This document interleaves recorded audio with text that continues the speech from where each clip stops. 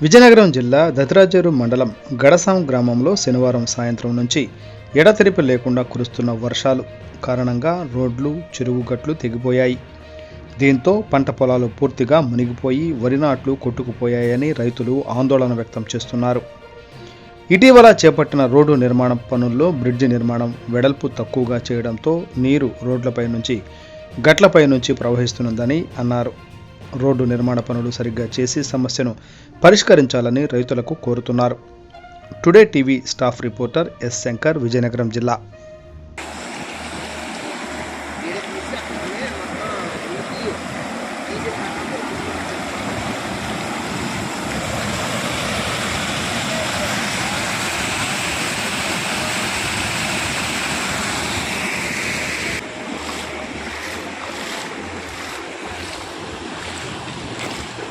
దత్రాజేరు మండలం, విజయనగరం జిల్లా.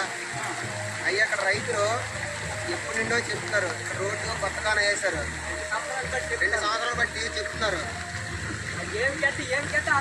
2 సంవత్సరాలు బట్టి చెప్తున్నారు 4 కానాలు వేయండి, ఫ్లోటింగ్ లాగదని. ఇప్పుడు రైతులు పంట పండించుకోవడానికి ఎంత దమ్ములన్నీ చేసిన తర్వాత ఈ కానాలు లాగలేదు చెప్పినా మీరు వినలేదు. చూడండి ఒకసారి పక్క చూడండి ఎలా వచ్చేసింది రోడ్డు మీద. మొత్తం రైతు పంట పొలాలు మొత్తం పాంగొట్టేసాయి, పంట పొలాలు కూడా ముంచేసాయి. అధికారులకి అలాగే కలెక్టర్ గారికి, ఎంఆర్ఓ గారికి మేము విన్నపం చేస్తున్నాం. మరొక 2 కానాలు వేస్తే ఈ రోడ్డు మీదకి ఫ్లోటింగ్ మొత్తం ఎంత కొట్టకంట ఉంటుందని దయచేసి.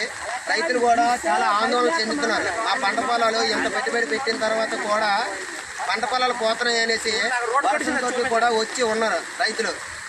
బెంగతోటి, బాధతోటి, డబ్బులు అంతా మదుపు పెట్టేసాము, మాకేటి ఇలాగ జరిగిపోయిందని బాధతోటి మీకు అందరికీ విన్నపించుకున్నాం.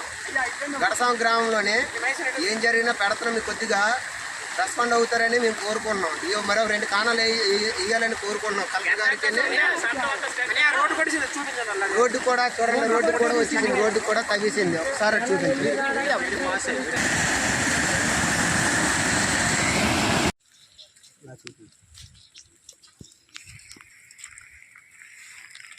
చెప్పు, పంట పొలాలు మునిగిపోయి చెప్పు. అయ్యా, పంట పొలాలు చూడండి ఎలా మునిగిపోయారు. రైతులు ఎలాగో ఆందోళన చెందుతున్నారు. గడసాం రైతులు అలాగే ఈ పొలం